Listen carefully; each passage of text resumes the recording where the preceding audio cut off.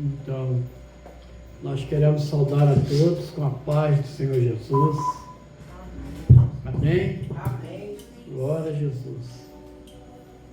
A palavra que nós vamos estar lendo se encontra no Evangelho de João, no capítulo 8, versículo 32.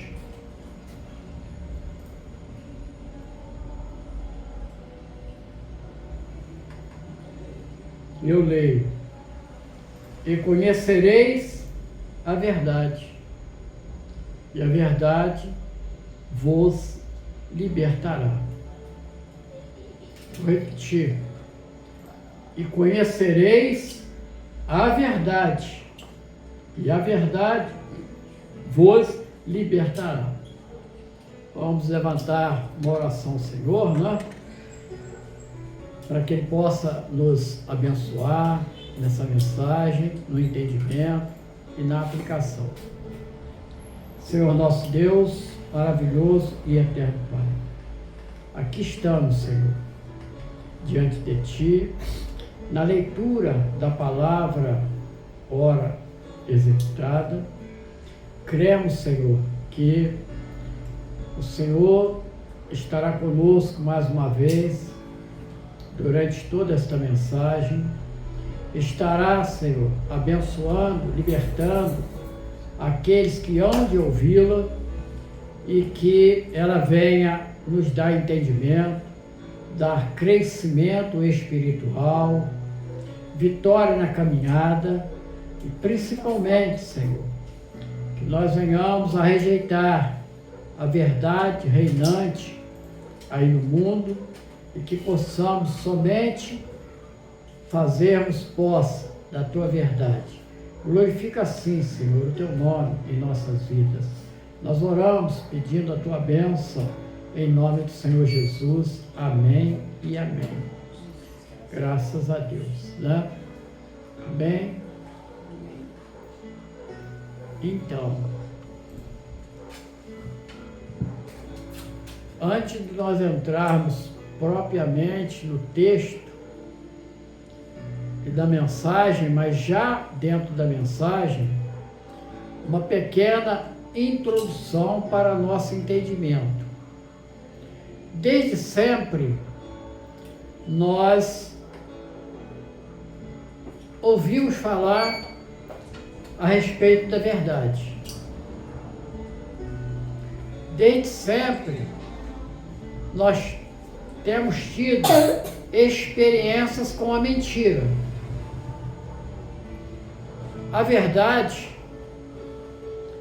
ela assenta em nossas vidas de uma forma maravilhosa. A mentira, ela acaba mais cedo ou mais tarde sendo desmascarada. E isso quase sempre nos traz decepções, nos traz desilusões e dentro disso ela carrega em si um fardo muito pesado. Então, o Senhor Jesus aqui, Ele começa trazendo um ensinamento ali para os judeus. E ele diz assim: olha, se vocês permanecerem na minha palavra, verdadeiramente vocês serão meus discípulos. Então ele diz: para que vocês possam estar ostentando a condição de discípulos, vocês têm que permanecer na minha palavra. Então, essa é a orientação do Senhor Jesus ali, né? Então, ele vai receber uma resposta. E eles responderam para ele: ó, nós somos a descendência de Abraão. e nunca servimos a ninguém. Como é que você, conforme diz os estudos, sereis livres?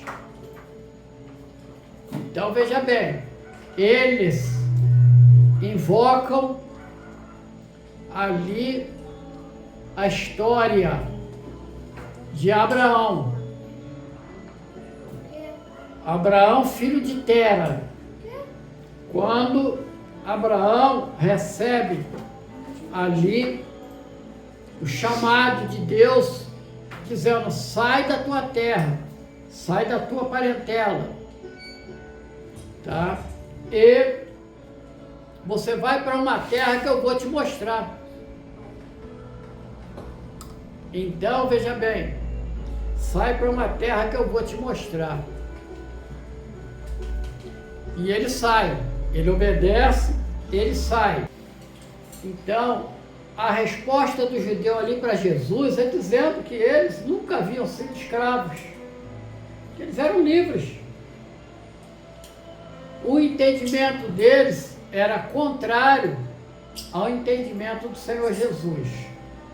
O Senhor Jesus, ele vai explicar para eles: olha, em verdade, eu vos digo que todo aquele que comete pecado, ele é servo do pecado. Então, a palavra do Senhor Jesus era uma palavra de novidade para eles. Por quê? Porque o pecado aprisiona o homem, e esse homem ele passa a fazer as coisas escondido. Então nós aprendemos muito de que no mundo existe uma meia-verdade, mas à luz da Bíblia não existe essa meia-verdade. À luz da Bíblia, meia-verdade é mentira. Mas por que, pastor Carlos? Nós vamos aprender isso. Porque a verdade, ela é absoluta. Ela não recebe nenhuma interferência. Ela se estabelece como é desde sempre. Ela nunca vai mudar. Por isso é o que o Senhor Jesus, ele quando explicou quem era ele, lá em João capítulo 14, versículo 6, ele disse assim: eu sou o caminho, a verdade e a vida. Então a verdade está em e é Jesus. Então a verdade é Deus. Fora de Deus só impera a mentira, a relatividade, jamais o absoluto. Deus é o absoluto, ele é a verdade. Mas por quê? Vamos meditar aqui rapidamente. Por quê que o Senhor Jesus, ele diz que era necessário conhecer a verdade? Ele não diz pura e simplesmente: a verdade vai libertar. Não é isso que está escrito aqui. Eu repito, pode postar lá de novo, João 8,32. E conhecereis a verdade, e a verdade vos libertará. Então, meus amados, minhas amadas, se Jesus diz que ele é a verdade, então nós, para recebermos uma libertação, nós precisamos conhecer Jesus. Amém? Glória a Deus, louvado seja o nome do Senhor. Agora, como? Aí é que está. Como eu conheço Jesus? Como eu vou conhecer Jesus? Eu vou conhecer Jesus evidentemente, repetindo, pela verdade. Porque Jesus é a palavra de Deus. E a palavra de Deus diz que todos os homens pecaram e estão destituídos da glória de Deus. Vejamos Romanos 3:23. Romanos 3:23. Porque todos pecaram e destituídos estão da glória de Deus. Então, quando eu conheço a verdade, o primeiro encontro dessa verdade na minha vida é verificar que eu não tenho a glória de Deus na minha caminhada. Por quê? Porque o pecado impede a presença de Deus. Então, nós nos fizemos inimigos de Deus. Bom, então agora, em Jesus, eu vou entender de que ele começa o ministério dele nos dando um ensinamento maravilhoso, mostrando a condição do homem e qual era o remédio. Por quê? A palavra diz assim: e o povo que andava em trevas viu uma grande luz. E desde então, Jesus começou a pregar: arrependei-vos. Então o povo andava em trevas. Trevas do quê? Trevas do pecado. E como ele andava em trevas, quem é a grande luz? É Jesus. Porque o Senhor Jesus disse assim: eu sou a luz do mundo. Então Jesus, ele evidencia no homem o seu pecado, a sua ausência de Deus, o seu descompromisso com Deus, aonde as prioridades deixam de ser do Criador e passam a ser do homem. Olha que coisa. Então, em Jesus, nós aprendemos como devemos nos portar. E a palavra diz que Jesus, mesmo sendo Deus, ele se esvaziou por amor de nós. Mas por que isso? João 3,16 vai explicar que Deus amou o mundo de tal maneira que enviou o seu único filho, filho unigênito, para que todo aquele que nele crê não pereça, mas tenha vida eterna. Então, o Senhor Jesus, ele vai dizer aqui no texto, logo a seguir, olha: em verdade vos digo que todo aquele que comete pecado é servo do pecado. Ora, o servo não fica para sempre em casa, o filho fica para sempre. Se, pois, o filho vos libertar, verdadeiramente sereis libertos. Então, a libertação está em Jesus. E quando o homem, ele se liberta do pecado, ele passa a fazer as escolhas necessárias que agradam ao Pai. Qual de nós, que durante toda a nossa vida, nós não ficamos todos vaidosos quando nós entregamos para os nossos pais uma boa obra? Nossos pais ficavam alegres e nos abençoavam. Assim é a nossa caminhada com Jesus. Vejam bem.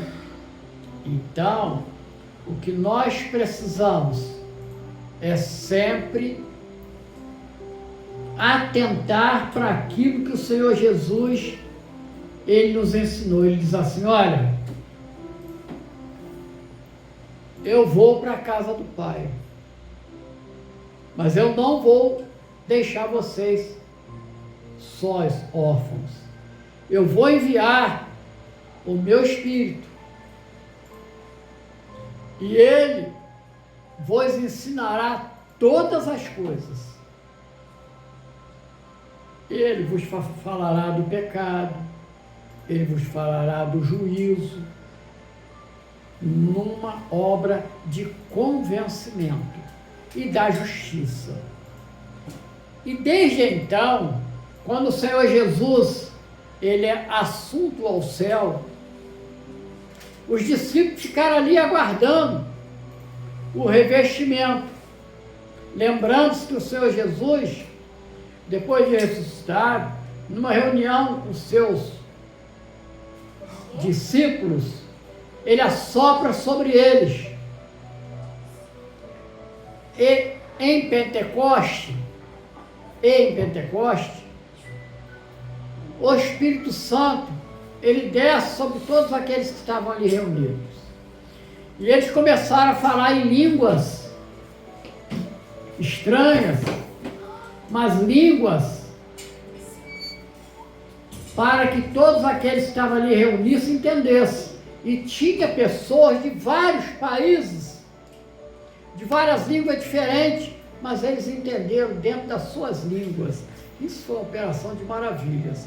E desde então, Pedro, ele começa a pregar.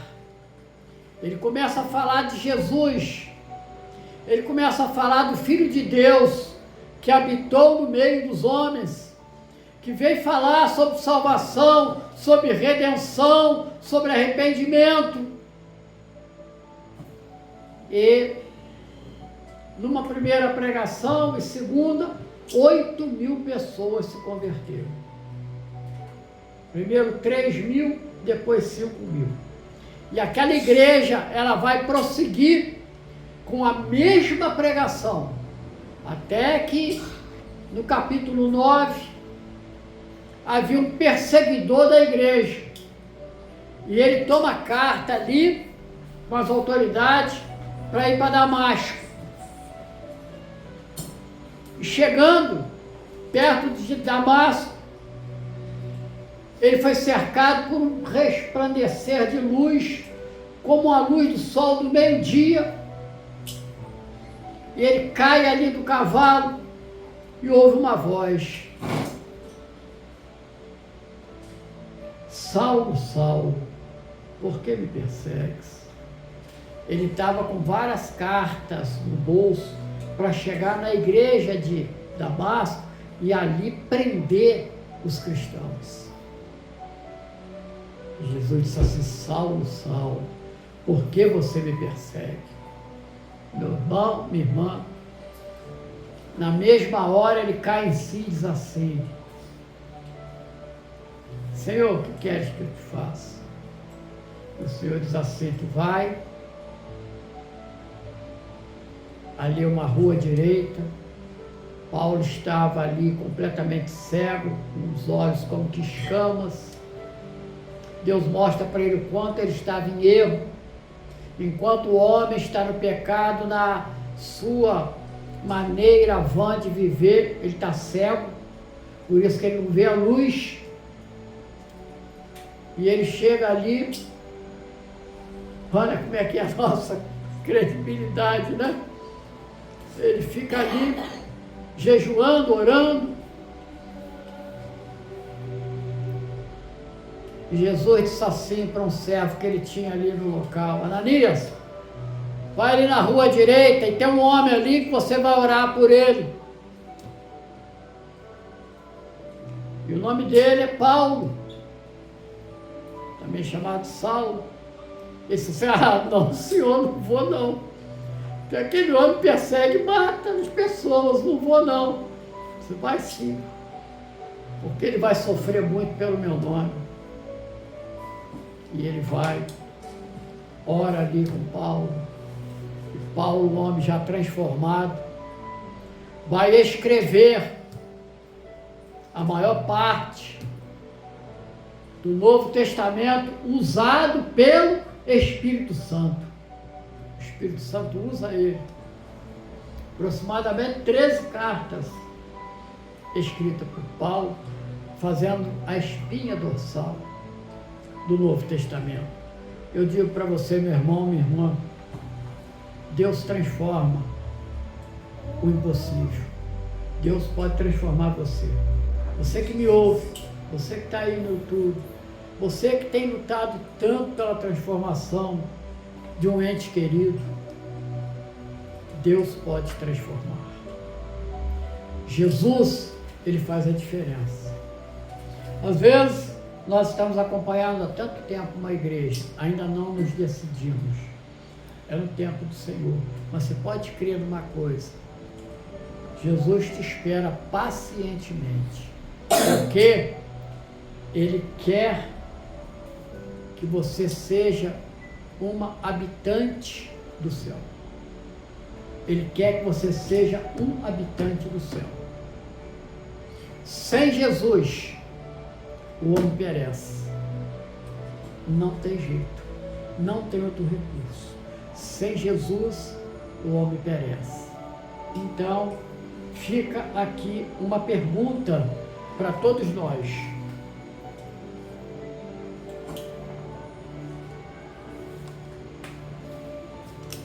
Pastor Carlos, como eu posso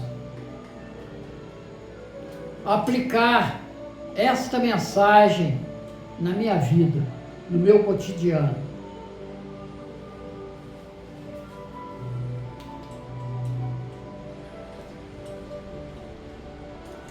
Está aqui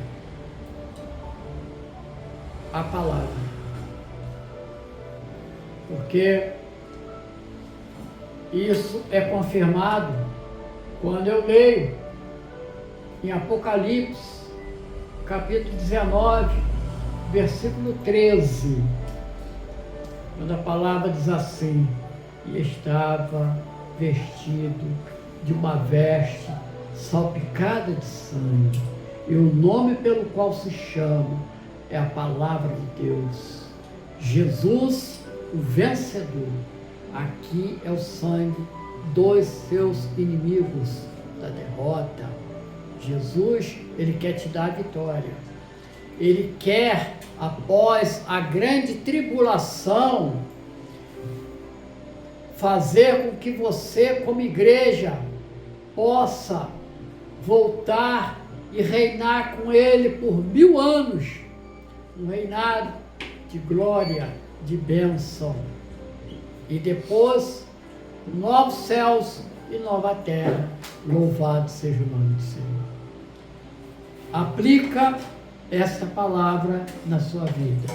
Viva a verdade. Busca conhecer a verdade. E ela nos e vos liberta. E aí você diz: amém. Amém. Louvado seja o nome do Senhor. Amém.